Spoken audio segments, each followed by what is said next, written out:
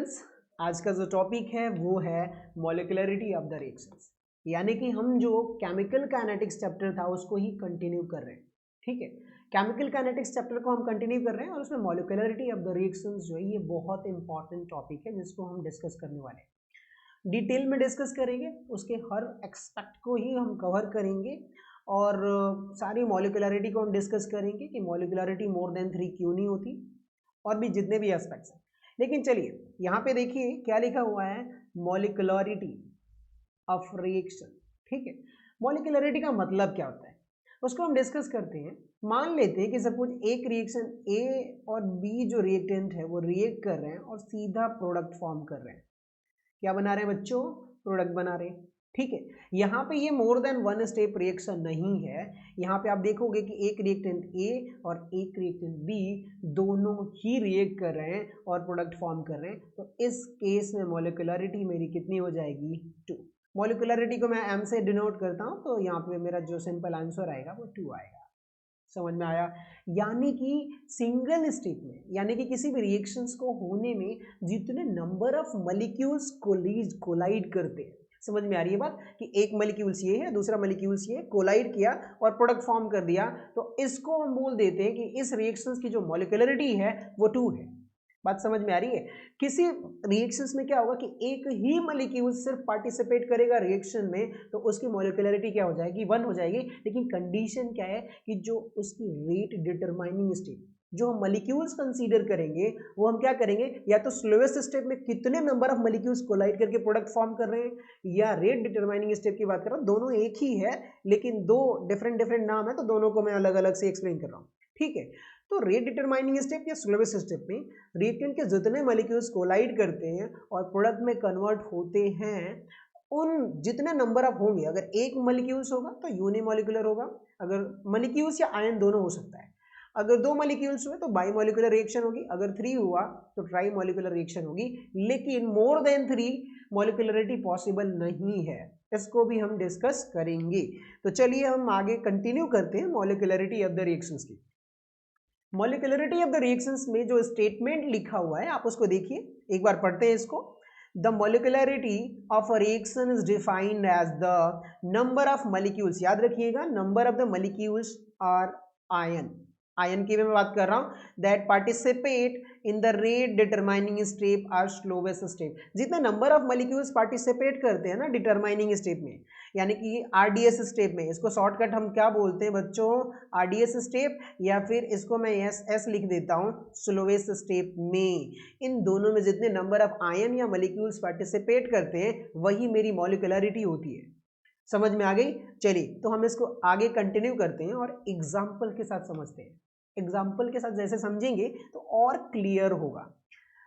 पहली बात मैं यहाँ क्या बोलने वाला हूँ, मॉलिक्यूलरिटी ऑफ रिएक्शंस की जब मैं बात करूंगा तो कितनी मॉलिक्यूलरिटी पॉसिबल है? एक तो मॉलिक्यूलरिटी जो पॉसिबल है वो 1 यानी कि यूनिमॉलिक्यूलर, आप देख रहे हैं।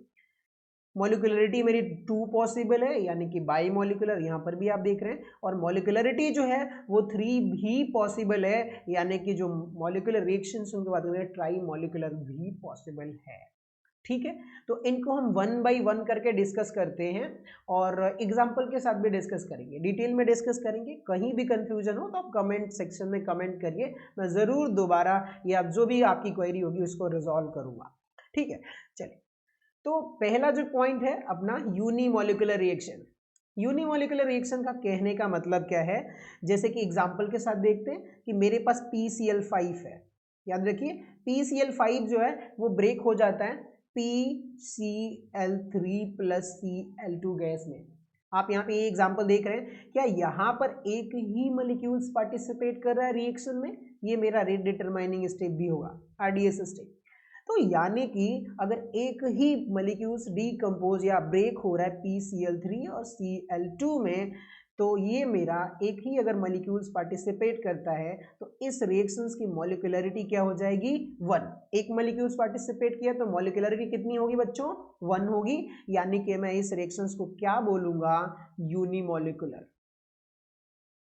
क्या बोलूंगा बच्चों? यूनिमॉलिक्यूलर। चलिए अब बात करते हैं एक और एग्जांपल के साथ। ठीक है, दूसरा एग्जांपल क्या है कि जैसे ही मैंने क्या लिया N2O4 die nitrogen tetra oxide की बात करेंगे, ये क्या होता है, ये भी ब्रेक होता है तो क्या फॉर्म करता है, 2 मोल ऑफ NO2 फॉर्म करता है। समझ में आ रही बात, 2 मोल ऑफ NO2। यहाँ पर भी आप देख रहे हो कितने मॉलिक्यूल्स पार्टिसिपेट कर रहे हैं रिएक्शन में, सिर्फ एक ही मॉलिक्यूल्स पार्टिसिपेट कर रहा है, तो यहाँ पर जो मेरी मॉलिक्यूलरिटी होगी वो क्या होगी, 1। अगर मॉलिक्यूलरिटी मेरी 1 है तो ये भी रिएक्शन कैसा हो जाएगा, बोलो बच्चों, यूनिमॉलिक्यूलर। यूनिमॉलिक्यूलर रिएक्शंस मेरा होगा। चलिए बहुत बढ़िया, हमने एक पड़ाव पार कर लिया है। अब हम बात करते हैं बाईमॉलिक्यूलर रिएक्शन की। ठीक है, बाईमॉलिक्यूलर रिएक्शन यहाँ पे आप देखिए, जहाँ पे 2 मॉलिक्यूल्स आरडीएस स्टेप में पार्टिसिपेट करेंगे तो उनको हम क्या बोलेंगे, बाईमॉलिक्यूलर रिएक्शन। ठीक है, अब बाईमॉलिक्यूलर रिएक्शन कौन कौन से, इसके भी एग्जांपल देख लेते हैं। जैसे कि मैंने लिया यहाँ पर कि 2 मोल ऑफ हाइड्रोजन आयोडाइड है, समझ में आ रही है बात। अब ये 2 मोल ऑफ हाइड्रोजन आयोडाइड जो है ब्रेक होता है तो क्या बना देता है, hydrogen gas plus iodine produce करता है। या फिर इसी रिएक्शंस को आप रिवर्स में भी लिख सकते हो, जैसे कि I2 प्लस हाइड्रोजन जब हम मिक्स करेंगे तो क्या फॉर्म करेगा, 2 मोल ऑफ हाइड्रोजन आयोडाइड। यहाँ पर भी आप देखिए कि 2 मॉलिक्यूल्स पार्टिसिपेट कर रहे हैं इस रिएक्शंस में। कितने मॉलिक्यूल्स पार्टिसिपेट कर रहे हैं, एक हाइड्रोजन और एक आयोडीन। यहाँ पर भी क्या है, 2 हाइड्रोजन आयोडाइड मॉलिक्यूल्स जब कंबाइन करता है ऐसे, जैसे कि ये हाइड्रोजन आयोडाइड, सॉरी ये आयोडीन होगा, यहाँ पे हाइड्रोजन और यहाँ पर ये आयोडीन, ये पार्टिसिपेट ब्रेक होता है तो यहाँ से आपको हाइड्रोजन निकल जाता है, यहाँ से आयोडीन, और इसके रिस्पेक्टिव हमें यहाँ पे क्या मिलता है, प्रोडक्ट मिलता है। समझ में आ रही है बात, यानी कि 2 मॉलिक्यूल्स तो डेफिनेटली कोलिजन करेंगे ही करेंगे, और उन कोलिजन के ड्यूरेशन में फिर हमें प्रोडक्ट मिलेगा। समझ में आ रही है बात, यानी कि जो मेरा रिएक्शंस है इसमें कितने मॉलिक्यूल्स पार्टिसिपेट कर रहे हैं, हाइड्रोजन आयोडाइड के 2 मॉलिक्यूल्स। या जब आप रिवर्स रिएक्शन देखोगे, क्योंकि ये केमिकल इक्विलिब्रियम में आपने पढ़ा होगा कि ये जो है रिवर्सिबल रिएक्शन है, तो यहाँ पे क्या होगा, एक तो हाइड्रोजन और दूसरा आयोडीन दोनों अगर कोलिजन करेंगे तो हाइड्रोजन आयोडाइड फॉर्म करेंगे, यानी कि यहाँ पर जो मॉलिक्यूलरिटी होगी इसकी 2 होगी, यानी कि ये जो कंप्लीट रिएक्शन है वो कौन सी रिएक्शन है, बाईमॉलिक्यूलर रिएक्शन है। चलिए एक और एग्जांपल के साथ बाईमॉलिक्यूलर रिएक्शंस को हम डिस्कस करते हैं, वो कौन सा है, यहाँ पर देखिए NO प्लस O3। NO जो है ओजोन के साथ रिएक्ट करता है, और जैसे ही ओजोन के साथ रिएक्ट करेगा तो NO2 फॉर्म करेगा, नाइट्रोजन डाई ऑक्सीजन फॉर्म करेगा और ऑक्सीजन गैस प्रोड्यूस करेगा। एक बात बताइए, क्या ये एक NO और यहाँ पे O3, क्या मैं O3 को सिर्फ रखूँ तो क्या NO2 फॉर्म होगा, क्या नहीं होगा, जब तक वो NO से कोलिजन ना करेगा। ओजोन जो गैस है जब तक NO से कोलिजन नहीं करेगा, याद रखिएगा कोलिजन नहीं करेगा, तो क्या NO2 फॉर्म करेगा, क्या बताओ बच्चों, फॉर्म करने वाला है, नहीं करने वाला। यानी कि यहाँ पर भी कितने मॉलिक्यूल्स पार्टिसिपेट कर रहे हैं, 2 मॉलिक्यूल्स, एक NO और दूसरा ओजोन मॉलिक्यूल्स। यानी कि यहाँ पर जो मेरी मॉलिक्यूलरिटी निकल के आ रही है वो 2 आ रही है। समझ में आ रही है बात, तो यानी कि ये भी जो मेरा रिएक्शन हुआ, कैसा रिएक्शन हुआ बताओ बच्चों, बाईमॉलिक्यूलर रिएक्शन। ठीक है, हमने ये दूसरा भी पड़ाव पार कर लिया, बाईमॉलिक्यूलर रिएक्शंस क्या होते हैं। अब बात करते हैं अगले रिएक्शंस की, ट्राईमॉलिक्यूलर रिएक्शन की। ट्राईमॉलिक्यूलर रिएक्शंस क्या होता है, सेम जैसे हमने यूनिमॉलिक्यूलर को देखा, सेम ऐसे ही बाईमॉलिक्यूलर को देखा, वैसे ही मेरा ट्राईमॉलिक्यूलर रिएक्शन भी सिमिलर होगा। यानी कि यहाँ पे जब आप देख रहे हो तो जो मेरा रिएक्शन है, जैसे कि मैंने एक रिएक्शन लिया हुआ है कि यहाँ पे जो है सल्फर डाइऑक्साइड जो है ऑक्सीजन के साथ रिएक्ट कर रहा है, और जैसे ही रिएक्ट किया तो 2 mole of sulphur trioxide form किया। समझ में आ रही है बात, क्या हुआ, यहाँ पे देखिए सल्फर डाइऑक्साइड के 2 मॉलिक्यूल्स और एक मॉलिक्यूल जो है ऑक्सीजन जो है, दोनों जब रिएक्ट कर रहे हैं, कोलिजन कर रहे हैं, तो क्या फॉर्म कर रहे हैं, 2 मोल ऑफ, यानी कि सल्फर ट्राइऑक्साइड। बात समझ में आ रही है आपको, यानी कि यहाँ पर जो इसकी एक मॉलिक्यूलरिटी यहाँ पे 2 है, यहाँ पे 1 है, यानी कि 3 मॉलिक्यूल्स इस रिएक्शन में पार्टिसिपेट कर रहे हैं। कितने, 3 मॉलिक्यूल्स पार्टिसिपेट कर रहे हैं। तो यानी कि जो मेरी यहाँ पे मॉलिक्यूलरिटी निकल के आ रही है वो 3 आ रही है, तो ये जो मेरा रिएक्शन हो जाएगा कैसा हो जाएगा, बोलो बच्चों, ट्राई मॉलिक्यूलर रिएक्शन। उम्मीद करता हूँ आप लोगों को समझ में आएगा। ठीक है, कहीं भी कंफ्यूजन हो तो आप कमेंट सेक्शन में कमेंट करिए, डेफिनेटली मैं दोबारा उस पर वीडियो बनाऊंगा। ठीक है, ये मेरा ट्राई मॉलिक्यूलर रिएक्शन हो गया। अब हम बात करते हैं कि एक आध और एग्जांपल देख लेते हैं, फिर हम आगे इसके रिलेवेंस टॉपिक को डिस्कस करेंगे। एक एग्जांपल के साथ और डिस्कस करते हैं। मेरे पास एक एग्जांपल और है और उसको क्या करते हैं हम लोग, जैसे कि 2 mole of carbon monoxide react करता है ऑक्सीजन से, तो क्या फॉर्म करता है बताओ बच्चों, 2 mole of CO2 gas, 2 moles carbon dioxide gas form करता है। यहाँ पर भी कितने मॉलिक्यूल्स पार्टिसिपेट कर रहे हैं, कार्बन मोनोऑक्साइड के 2, और यहाँ पर जो ऑक्सीजन है वो 1 ऑक्सीजन है, यानी कि ओवरऑल कितने मॉलिक्यूल्स पार्टिसिपेट कर रहे हैं इस रिएक्शंस में या RDS स्टेप में, तो वो है मॉलिक्यूलरिटी मेरी 3 मॉलिक्यूल्स पार्टिसिपेट कर रहे हैं। तो जो मेरा रिएक्शन निकल के आ रहा है वो कौन सी रिएक्शन निकल के आ रही है, ट्राई मॉलिक्यूलर रिएक्शन आ रही है। समझ में आ रही है बात। यहाँ पे तो आप ऐसे भी बोल सकते हो 2 मॉलिक्यूल्स और 1 मॉलिक्यूल्स रिएक्ट कर रहा है, तो ये मेरा क्या हो गया, ट्राई मॉलिक्यूलर। यहाँ पर भी 2 और 1 मॉलिक्यूल्स तो ट्राई मॉलिक्यूलर। लेकिन कहीं कहीं क्या होता है कि कुछ मॉलिक्यूल्स में कि जो स्टोइकियोमेट्रिक नंबर होती है उसको हम ऐड करके फाइंड आउट नहीं कर सकते, क्योंकि वो कॉम्प्लेक्स रिएक्शन होती है, मोर देन 1 स्टेप। यहाँ पे क्या थी, ये सभी के सभी कौन सी रिएक्शन थी, सिंगल स्टेप मैकेनिज्म। बोलो बच्चों कौन सी थी, सिंगल स्टेप रिएक्शंस, मैकेनिज्म नहीं, सिंगल स्टेप रिएक्शन थी। सिंगल स्टेप रिएक्शंस थी तो इनकी हमने मॉलिक्यूलरिटी को तो आसानी से प्रेडिक्ट कर लिया, लेकिन जो मल्टी स्टेप रिएक्शंस होती हैं या कॉम्प्लेक्स रिएक्शन होती हैं उनकी मॉलिक्यूलरिटी को हम कैसे डिस्कस करेंगे। तो चलिए हम अब बात करते हैं कॉम्प्लेक्स रिएक्शंस के बारे में और फिर उनकी मॉलिक्यूलरिटी को हम डिस्कस करेंगे। ठीक है, चलिए, लेकिन उससे डिस्कस करने से पहले एक चीज हम ये डिस्कस कर लेते हैं, बहुत इंपॉर्टेंट स्लाइड है ये, और इससे क्वेश्चन भी जेईई में एक बार पूछा गया है, why molecularity not more than 3। बात समझ में आ रही है, क्यों मॉलिक्यूलरिटी जो है वो मोर देन 3 नहीं हो सकती।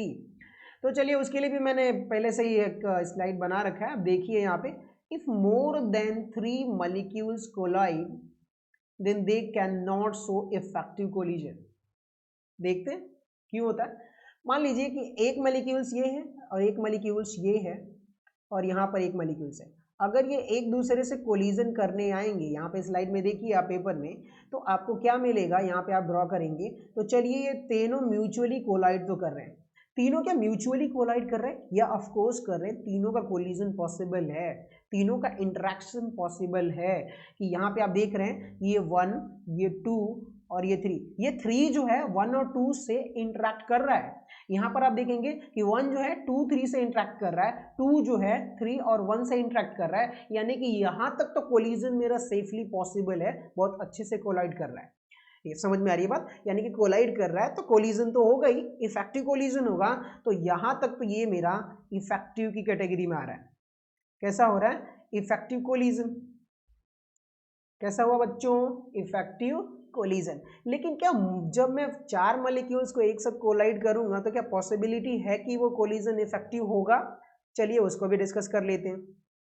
यहाँ पे देखिए मेरे पास एक मॉलिक्यूल्स ये है, दूसरा मॉलिक्यूल्स और ये तीसरा मॉलिक्यूल्स ना हो के आयन भी हो सकता है। ठीक है, तो मैं मान के चलता हूँ कि आप आयन भी कंसीडर करिए। यहाँ पे देखिए ये यहाँ पे कोलाइड करेगा, यहाँ पे कोलाइड करेगा, और एक दूसरे से जैसे कोलिजन करेंगे तो यहाँ पे जो फाइनल जो इनका कोलिजन होगा, और जब मैं ऐसे अगर कोलाइड कर रहे हैं, म्यूचुअली कोलाइड कर रहे हैं, तो यहाँ पे आप देखोगे कि अगर मैं नंबर ही करूँ 1 2 3 एंड 4, समझ में आ रही है बात। तो यहाँ पे जो 1 है वो 2 और 3 से ही कोलाइड कर पा रहा है, इंटरेक्ट कर पा रहा है, लेकिन क्या 3 से वो इंटरेक्ट कर रहा है, ना 1 3 से कर रहा है, ना 3 1 से कर रहा है, ना 2 4 से कर रहा है, और ना 4 2 से म्यूचुअली कोलाइड कर पा रहा है। क्या इनका कोलिजन पॉसिबल हो पा रहा है क्या, नहीं, यानी कि ये जो आप कोलिजन देख रहे हो ये इफेक्टिव कोलिजन की कैटेगरी में नहीं आ रहा। क्या हो रहा है, इफेक्टिव कोलिजन, और जब इनका प्रॉपर कोलिजन ही नहीं होगा तो ये रिएक्शन 1 स्टेप ना होके क्या हो जाएगी, मोर देन 1 स्टेप हो जाएगी, जिसकी वजह से हम ये बोल सकते हैं कि जो मेरी मॉलिक्यूलरिटी है वो मोर देन 3 पॉसिबल नहीं है। समझ में आ रही है बात, यानी कि मेरी मॉलिक्यूलरिटी 4 नहीं हो सकती, ना ही मॉलिक्यूलरिटी 0 हो सकती है, वो हम आगे चल के डिस्कस करेंगे। ठीक है, चलिए तो अब हम बात करते हैं, ये तो समझ में आ गया कि मॉलिक्यूलरिटी मेरी 3 होगी, उससे ज्यादा नहीं होगी। अब बात कर लेते हैं molecularity of the complex reaction. देखिए यहाँ पर मैंने स्लाइड में लिख रखा है कि कॉम्प्लेक्स रिएक्शंस की बात करेंगे कि अब ठीक है, जब बात आ गई है कॉम्प्लेक्स रिएक्शन की तो पहले कॉम्प्लेक्स रिएक्शन डिस्कस करते हैं। बहुत सारे बच्चों को कॉम्प्लेक्स रिएक्शन क्या होती है वो नहीं पता, ठीक है, क्या बहुत सारे बच्चों को कॉम्प्लेक्स रिएक्शन पता नहीं है, तो वो डिस्कस करेंगे और फिर उसके बाद से हम मॉलिक्यूलरिटी कॉम्प्लेक्स रिएक्शंस की भी डिसाइड करेंगे, ठीक है। कॉम्प्लेक्स रिएक्शन होता क्या है, चलो बच्चों बताओ। तो कॉम्प्लेक्स रिएक्शन को सिंपल अगर लैंग्वेज में बोलूं, बहुत साधारण लैंग्वेज में बोलूं, तो मैं ये बोलूंगा कि जो रिएक्शन एक स्टेप में कंप्लीट नहीं होती है, मोर देन वन स्टेप में कंप्लीट होती है, उस रिएक्शंस को हम क्या बोल देते हैं, बोलो बच्चों, कॉम्प्लेक्स रिएक्शन, ठीक है। यहाँ पे एक डेफिनेशन देखिए, in the simpler term when whole reaction does not complete in one step, यानी कि बहुत ज़्यादा स्टेप में कंप्लीट होती है। जैसे कि मैंने ये बोला कि यहाँ पर आप देखिए कि A प्लस बी रिएक्ट कर रहा है तो वो E बना रहा है, फिर उसके C बना रहा है और C जो है वो फिर D से रिएक्ट कर रहा है तो फिर E फॉर्म कर रहा है, यानी कि कुछ ऐसे रिएक्शन। और आप जो मेरा ओवरऑल रिएक्शन है A प्लस बी जो है वो E बन रहा है, लेकिन वो E क्यों बन रहा है, कैसे बन रहा है कि A प्लस बी सी बनाया और सी डी बन रिएक्ट करके E फॉर्म कर रहा है, तो यानी कि ये मोर देन वन स्टेप में जा रहा है, तो ये मेरी कॉम्प्लेक्स रिएक्शन हो गई, ठीक है। चलिए कोई ना, उसको हम देख लेते हैं, ठीक है। तो यहां पर आप बात करेंगे the term complex reactions generally refer to a reaction whose mechanism consists more than one elementary step। Same language है, बात एक ही है, तो हम उसको कुछ एग्जाम्पल के साथ समझते हैं। जैसे कि डीकम्पोजिशन ऑफ H2O2, यानी कि हाइड्रोजन परऑक्साइड का जो डिकम्पोजिशन है वो जो है मोर देन वन स्टेप में फॉलो करता है। कितने स्टेप में, मोर देन वन स्टेप में। उसको आप देखिए, हाइड्रोजन परऑक्साइड जो है H2O2, ये मेरा ओवरऑल रिएक्शन लिख रहा हूँ, यहाँ पर क्या बना रहा है, वाटर मॉलिक्यूल्स और half mole of oxygen form करता है। बात समझ में आ रही है, ये मेरा ओवरऑल रिएक्शन है। बोलो बच्चों क्या है मेरा ये ओवरऑल रिएक्शन। लेकिन जब मैं इसका मैकेनिज्म ड्रॉ करूंगा, क्या करूंगा बच्चों, जब मैं इसका मैकेनिज्म ड्रॉ करूंगा तो ये more than one step reaction है। स्टेप फर्स्ट की मैं बात करता हूँ, चलिए। स्टेप फर्स्ट में क्या होता है, ये H2O2 जो है वो ब्रेक होता है, फॉर्म क्या करता है, water molecules plus nascent oxygen, ठीक है। क्या फॉर्म करता है, बोलो बच्चों, water molecules plus nascent oxygen form करता है। ये जो रिएक्शन है, ये स्टेप जो है, ये मेरा, आप इसको ये बोल सकते हो स्लो स्टेप है, ठीक है। अब दूसरे स्टेप में क्या होता है, स्टेप सेकेंड में क्या होगा कि एक नेसेंट ऑक्सीजन प्लस दूसरा नेसेंट ऑक्सीजन कंबाइन करता है और ये मेरा O2 गैस फॉर्म करता है, ऑक्सीजन गैस। मैं स्पेशली पूरे गैस को इंडिकेट नहीं कर रहा। और ये जो स्टेप होता है वो मेरा कौन सा स्टेप होता है, फास्ट, ठीक है। कौन सा स्टेप होता है, ये फास्ट स्टेप होता है। यानी कि स्लोवेस्ट स्टेप की आप बात कर रहे हो। रेट डिटरमाइनिंग स्टेप में जो मेरा रिएक्टेंट के साइड में कितने मॉलिक्यूल्स पार्टिसिपेट कर रहा है, सिर्फ एक ही मॉलिक्यूल्स हाइड्रोजन परऑक्साइड पार्टिसिपेट कर रहा है, यानी कि इसकी जो मॉलिक्यूलरिटी निकल के आ रही है वो कितनी आ रही है, 1 आ रही है। तो ये जो डिकम्पोजिशन ऑफ H2O2 है हाइड्रोजन परऑक्साइड, वो यूनिमॉलिक्यूलर रिएक्शन होगा। क्या होगा, बोलो बच्चों, यूनिमॉलिक्यूलर। कैसा हो जाएगा, यूनिमॉलिक्यूलर रिएक्शन। बात समझ में आ गई, यानी कि ये भी मेरा कौन सी रिएक्शन थी, कॉम्प्लेक्स रिएक्शन थी। अब आप बोलोगे कि सर यहाँ तो बायोमॉलिक्यूलर था, यहाँ हमें चेक नहीं करना, हमें रेट डिटरमाइनिंग स्टेप चेक करना है, स्लोवेस्ट स्टेप में चेक करना है, वही मेरी मॉलिक्यूलरिटी होगी। चलिए अब हम बात कर लेते हैं आगे, एक और एग्जाम्पल के साथ डिस्कस कर लेते हैं और फिर उसके बाद से इस चैप्टर को या इस मॉलिक्यूलरिटी टॉपिक को हम एंड करेंगे, ठीक है। अब बात कर लेते हैं फॉर्मेशन ऑफ ब्रोमीन गैस की। ब्रोमीन गैस की जो फॉर्मेशन की जो रिएक्शन है उसको मैं पहले ओवरऑल रिएक्शन लिख के दिखाता हूँ आपको, और फिर उसके बाद से step by step complex reactions को भी हम डिस्कस करेंगे, उसका मैकेनिज्म को भी हम डिस्कस करेंगे। तो यहाँ पर क्या था, जैसे कि 4 mole of hydrogen bromide plus oxygen जब रिएक्ट करता है तो क्या फॉर्म करता है, बताओ बच्चों, 2 mole of water plus bromine gas, 2 mole of Br2 gas. समझ में आ रही है बात। लेकिन ये जो ओवरऑल रिएक्शन है, ये मेरी कौन सी रिएक्शन है, बताओ बच्चों, ओवरऑल रिएक्शन। ठीक है, अब हम इसके मैकेनिज्म को ड्रॉ करते हैं। जब मैं इसके मैकेनिज्म को ड्रॉ करूंगा तो स्टेप फर्स्ट में आप देखिए, वैसे स्टेप फर्स्ट नहीं, मैं ऐसे ही लिख देता हूं और फिर उसको हम डिस्कस करेंगे। पहले मॉलिक्यूल्स में क्या होता है कि हाइड्रोजन ब्रोमाइड जो है ऑक्सीजन के साथ रिएक्ट करता है, तो यहाँ पे जो है आप देखोगे HBr जो है ऑक्सीजन के साथ रिएक्ट करता है और क्या फॉर्म करता है, HOOBr। ठीक है, देखते रहिए आप ये लोग। अब उसके बाद क्या होगा कि जैसे ही HOBr जो है, HOO जो Br है, ठीक है, वो क्या करता है, 1 मोल और HBr रिएक्ट करता है। HOBr जो है हाइड्रोजन ब्रोमाइड से एक बार और रिएक्ट करता है, तो क्या बना देता है, 2 मोल ऑफ HOBr बनाता है। ठीक है, अब ये जो HOBr है, 2 मोल ऑफ HOBr जो है, अब क्या करता है, ध्यान से देखिए, फिर 1 मोल और HBr से रिएक्ट करता है। तो यहाँ पे देखेंगे आप, ये जो है HOBr जो है 1 मोल और HBr से रिएक्ट करता है और क्या बना देता है, H2O। याद रखिए क्या बनाता है, H2O प्लस Br2, ब्रोमीन। ये मेरा फाइनल रिएक्शन है। यहाँ पे आप देखोगे कि ये जो स्टेप फर्स्ट था, ये मेरा स्टेप क्या है, सेकेंड है, ये मेरा स्टेप क्या है, बताइए बच्चों, स्टेप थर्ड है। अब ध्यान से देखिए, स्लाइड देखिए, step first, step second, step third, तब जाके मुझे क्या मिला, वाटर प्लस ब्रोमीन मिला, जो कि यहाँ पे प्रोडक्ट के साइड में वाटर और ब्रोमीन। क्या ये सिंपल रिएक्शन है क्या, नहीं, ये कौन सी रिएक्शन है, कॉम्प्लेक्स रिएक्शन। ठीक है, जब ये कॉम्प्लेक्स रिएक्शन है तो अब हम मॉलिक्यूलरिटी जब हम इसकी डिसाइड करेंगे, तो यहाँ पे आप देखेंगे कि पहले स्टेप फर्स्ट में देखिए, क्या यहाँ पर भी इसकी मॉलिक्यूलरिटी कितनी आ रही है, 2 आ रही है, 2 मॉलिक्यूल्स पार्टिसिपेट कर रहे हैं।